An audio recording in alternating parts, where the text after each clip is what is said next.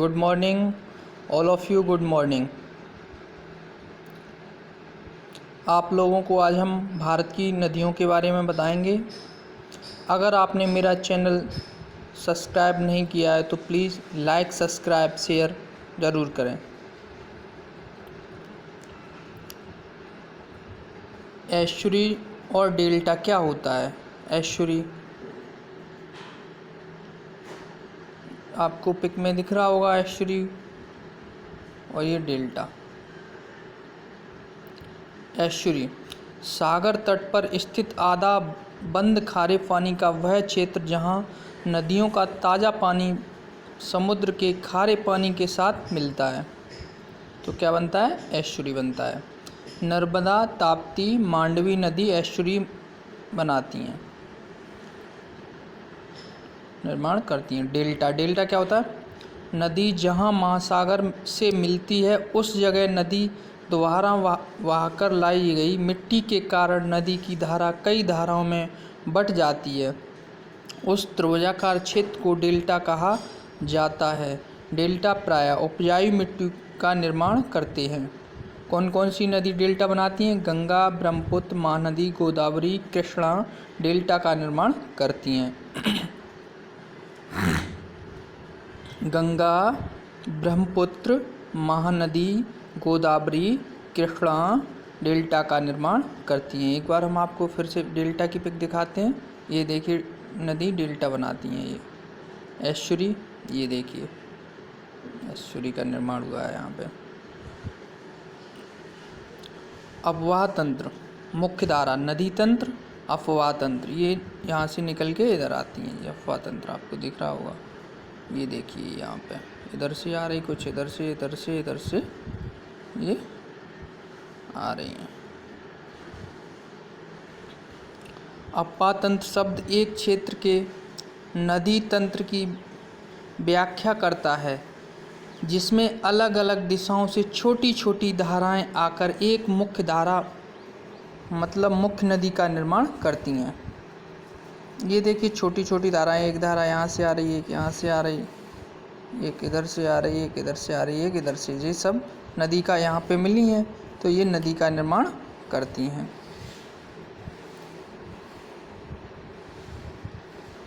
जहाँ पर अलग अलग दिशाओं से जो छोटी छोटी धाराएं आती हैं वो मुख्य नदी की सहायक नदियाँ होती हैं।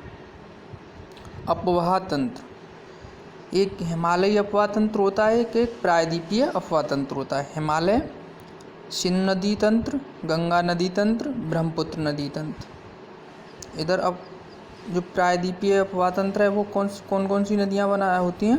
नर्मदा, ताप्ती, महानदी, गोदावरी, कृष्णा, कावेरी।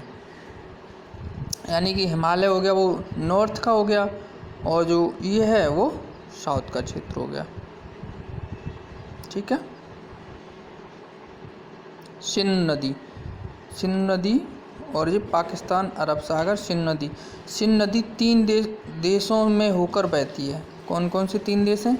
चीन है, भारत है, पाकिस्तान। सिंधु नदी तीन देशों में होकर बहती है। किस किस में? चीन, भारत, पाकिस्तान में।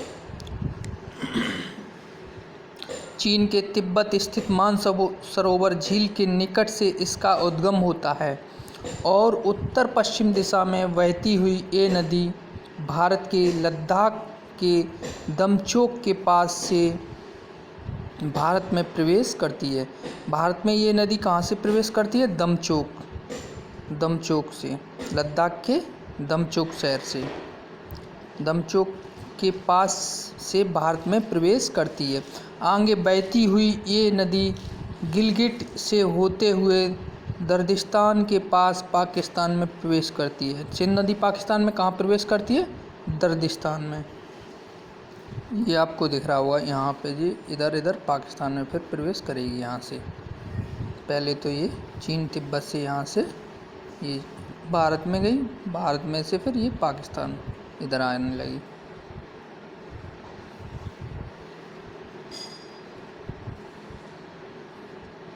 सिंधु नदी भारत का लेह शहर सिंधु नदी के दाएं तट पर स्थित है। लेह किधर है?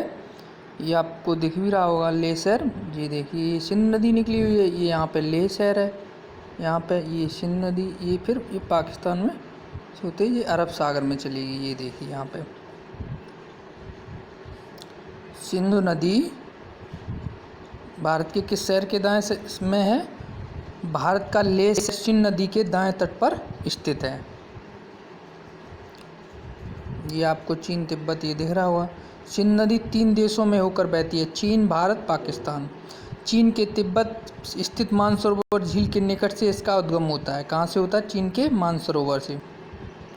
उत्तर पश्चिम दिशा में बहती हुई ये नदी भारत के लद्दाख के दमचोक के पास से भारत में प्रवेश करती है और आगे बहती हुई ये नदी गिलगित से होते हुए दरिस्तान के पास पाकिस्तान में प्रवेश करती है और कराची के पूर्व से होते हुए अरब सागर में मिल जाती है। कराची, ये देखिए ये पाकिस्तान के कराची से ये कहाँ मिली आके? अरब सागर में यहाँ मिल गई आके।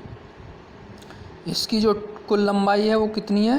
2880 किलोमीटर है, यानी 2880।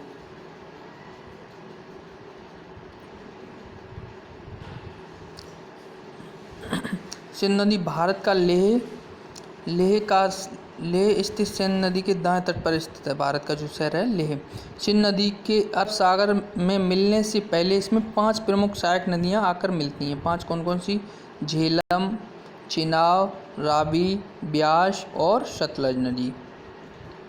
ये देखिए आप लोग, ये झेलम मिली आके यहाँ पे, ये चिनाब, ये रावी, ये ब्यास, ये सतलज नदी यहाँ पे मिलती हैं तीनों। आपको जूम करके दिखाता हूँ। ये देखिए ये झेलम है, उसके बाद चेनाब, रावी, ब्यास, सतलज।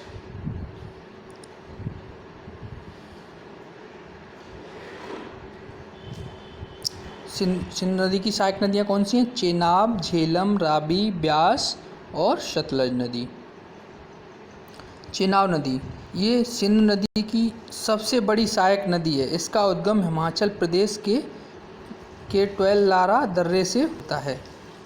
केटवेल दर्रे से होता है चेनाब नदी। हिमाचल प्रदेश में इस नदी का निर्माण 2 नदी चंद्रा और भागा नदी से होता है। इस नदी इसलिए इसे चंद्रभागा के नाम से भी जाना जाता है। चेनाब नदी को चंद्रभागा के नाम से भी जाना जाता है। ये नदी पाकिस्तान में जाकर सिंध नदी से मिल जाती है।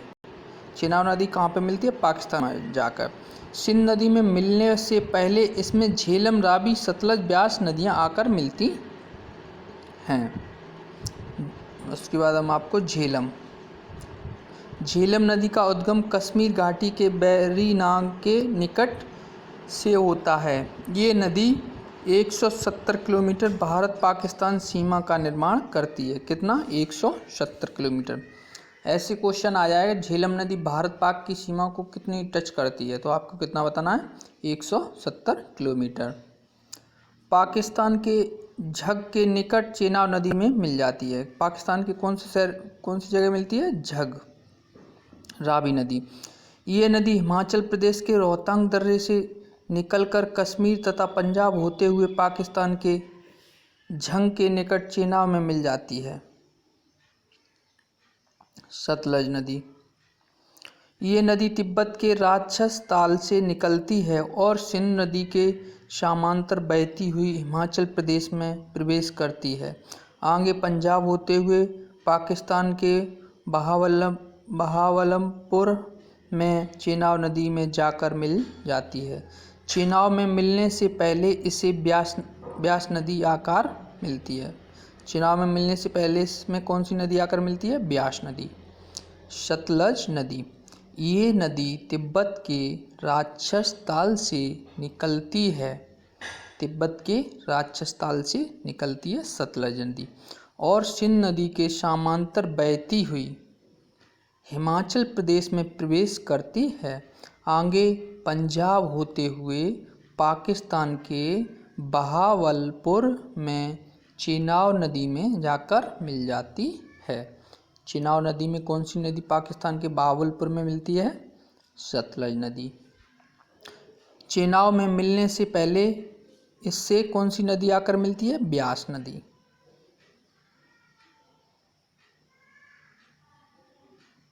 ब्यास नदी रोहतांग दर्रे से निकलती है। ब्यास नदी हिमाचल प्रदेश के कुल्लू घाटी में बहते हुए पंजाब के हरके में सतलज नदी से मिल जाती है। हरके में सतलज नदी से मिल जाती है। ब्यास नदी कहाँ से निकलती है? रोहतांग दर्रे से निकलती ब्यास नदी हिमाचल प्रदेश के कुल्लू घाटी में बहते हुए पंजाब के हरके में सतलज नदी से मिल जाती है।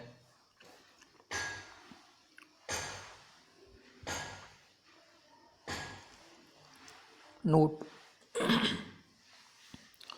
हरके क्षेत्र में जो हमने ब्यास और सतलज नदी के संगम की बात की है, वहीं से देश की सबसे लंबी नहर इंदिरा गांधी नहर निकलती है, जो कि पंजाब और राजस्थान से होकर गुजरती है।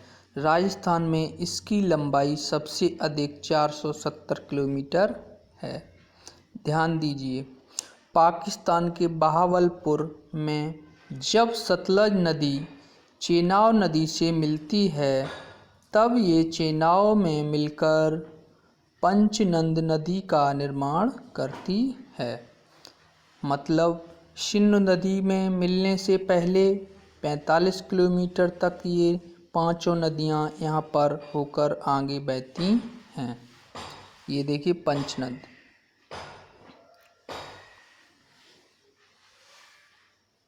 ये पंचनद नदी, ये पांचों यहाँ पे मिलती हैं, इसलिए इसको पंचनद बोलते हैं हम लोग।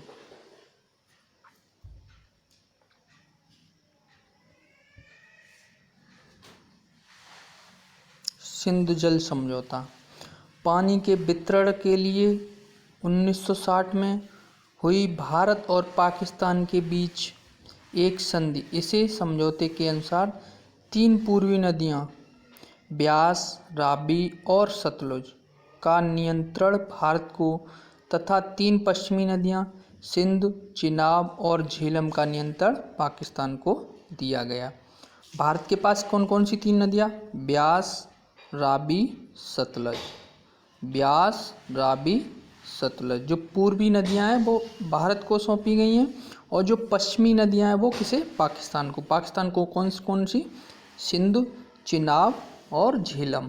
सिंधु, चिनाब और झेलम का नियंत्रण जो है वो कौन करेगा? पाकिस्तान करेगा। भारत ब्यास, रावी, सतलज नदी का कौन करेगा? भारत। 1960 में ये समझौता हुआ था। गंगा नदी तंत्र, गंगा नदी अलकनंदा और भागीरथी मिलती हैं, वो देवप्रयाग में, वहीं से बनती है गंगा नदी। गंगा नदी भारत की सबसे लंबी नदी है। इसकी कुल लंबाई 25 किलोमीटर है। इसमें भारत में इसकी लंबाई 2071 किलोमीटर है। बाकी कहाँ है? बांग्लादेश में, यानी कि 2071 किलोमीटर भारत में, और जो बचा शेष वो बांग्लादेश में। शतोपत, हिमानी,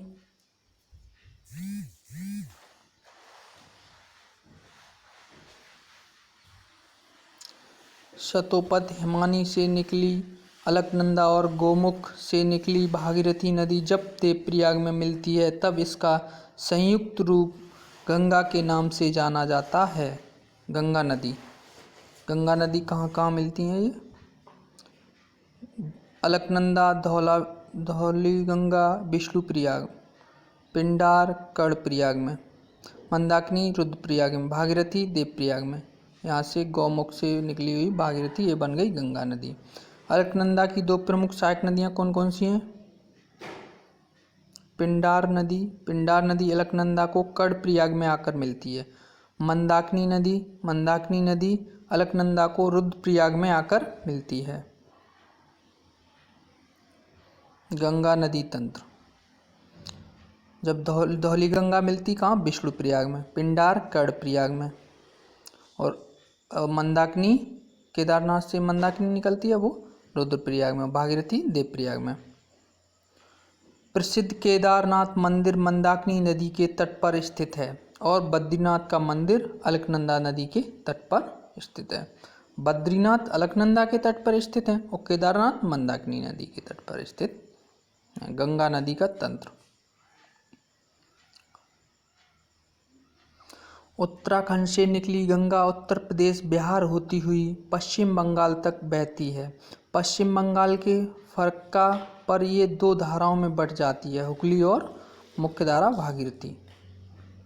भागीरथी नदी बांग्लादेश में मुख्य धारा के रूप में प्रवेश करती है, जहाँ इसे पद्मा के नाम से जाना जाता है और आगे बहती हुई ये पद्मा ब्रह्मपुत्र, जिसे बांग्लादेश में यमुना के नाम से जाना जाता है, से मिल जाती है और संयुक्त रूप से मेघना कहा जाता है। बंगाल की खाड़ी में मिल जाती है ये।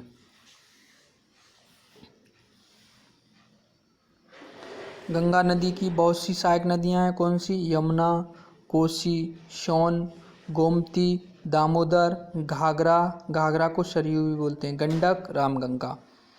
यमुना नदी गंगा की सबसे बड़ी सहायक नदी है, जो उत्तराखंड के बंदरपूछ चोटी पर स्थित यमुनोत्री हिमानी से निकलती है।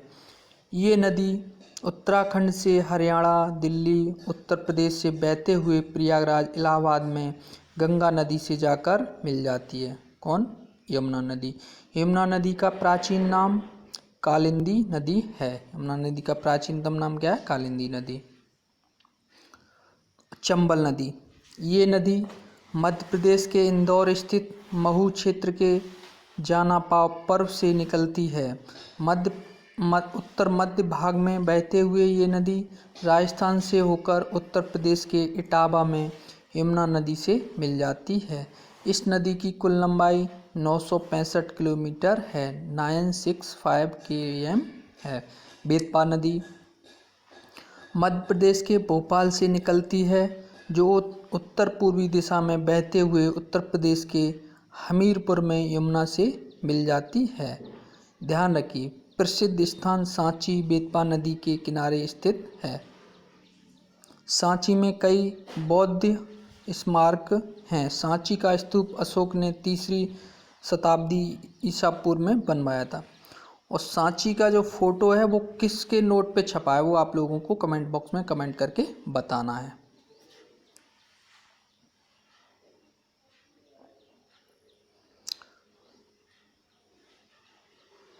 दोस्तों, अगर आपने ये वीडियो लाइक सब्सक्राइब शेयर नहीं किया है तो प्लीज़ लाइक सब्सक्राइब शेयर करना ना भूलें। Thank you all of you, thank you.